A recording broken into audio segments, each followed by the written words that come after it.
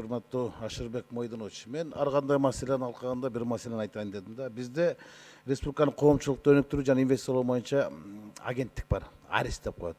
Мына ошол Аристин азыркы жетекчисинин айынан же аудиторлордун айынан айтып бар, 2017-жылдагы жана айылдарды инвестициялоо долбоорунун 3-чү этабы, же болбосо 2018 жылдын каржылоо толугу менен токтоп турат.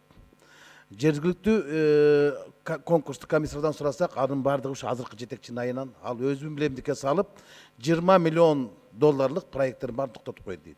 Өзүм билемдик менен.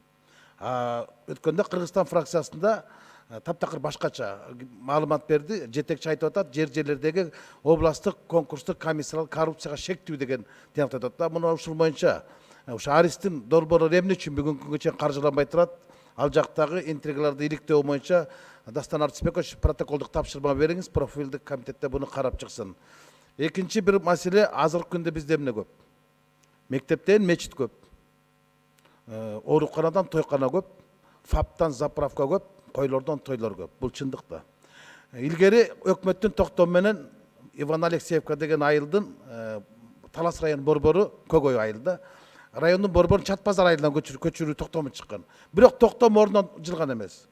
Бирок биринчи эле болуп туруп оорукананы көчүргөн. Көчүргөндө эмнесин көчүрдү? Имаратын көчүргөн жок да. Болгону макамын көчүргөн. Мен жакында ошо шайлоочулар менен жолугушуп алканда ошо Көгөй айылына бардым да. 83-жылы салынган Ашырбек Мойдонович 3 кабат оорукана бүгүн ооруп турат.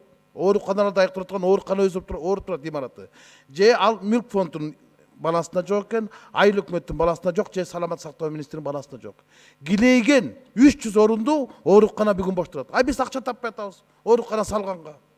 Тиякта болсо тонот атабыз. Муну мен түшүнбөйм да. Мен буну түшүнбөйм. 300 орунду оорукана бүгүн ооруп турат. Жагдай менен таанышкан министрин барган эмес. Ошондуктан буну чолпон алыйынга жеткирип коюңуз. Өзү барып ошону көрүп келсин. Эгер макамын алып кеткен Чат базар айылына. Азыркы күндө Талас ошо Көгөй айылындагы оорукананын инфекционный бөлүмүнө Маданат министринин драма театрын жатакана кылып берип коюптур. Бир жагында жанагы үй бүлөлүк дарыгерлер отуруп, дагы бир жагында билимкана ушундай немен ачып алыптыр.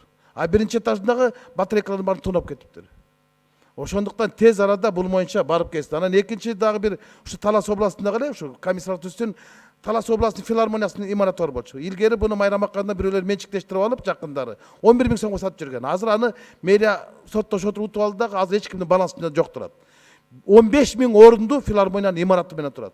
Мына ошого каржылоо боло турган болсо, бүт областтык мекемелер ишканаларды киргизсе 27 имарат бошойт. Алардын ижара акысын бардыгына бала бакчалар салсак болот. Мына ушуну карап чыгыңыздар деп Ашырбек Мойдонович өзгөчө өкмөт башчыга жеткизе барыңыз. Ал киши билет бул боюнча. Рахмат.